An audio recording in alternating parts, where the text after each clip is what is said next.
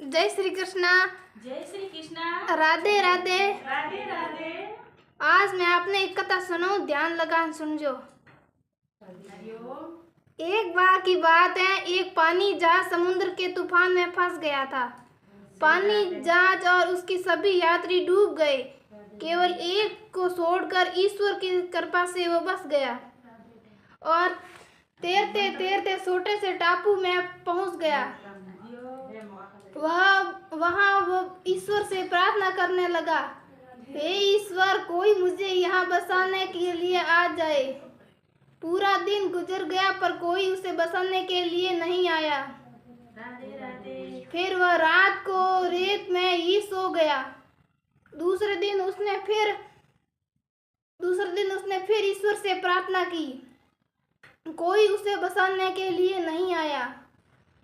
इस तरह से दिन गुजरते गए। वह रोज प्रार्थना करता पर कोई उसकी मदद करने के लिए नहीं आया। 1 महीने बाद अब वह हार मान चुका था। उसने सारी उम्मीदें खो दी थी और टापू में लकड़ियां का झोपड़ी बनाकर रहने लगा। वह नारियल का पानी पीता, जंगल में फल खाता, मछलियों का शिकार कर खाता था। वह एक दिन मछली पकाने के लिए चूल्हा जलाता, तब लकड़ियां खत्म हो गई। वह लकड़ियां लेने के लिए बाहर गया और जब वो वापस लौट के आया तब उसकी झोपड़ी आग लग गई।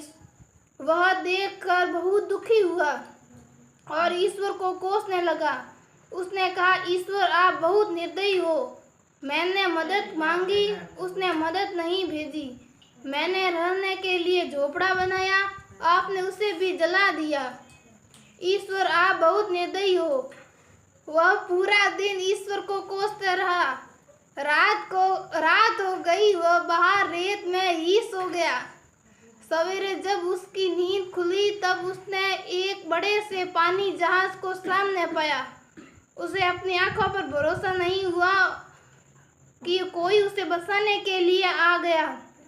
वह पानी जहाज में सट गया और पानी जहाज चलने लगा।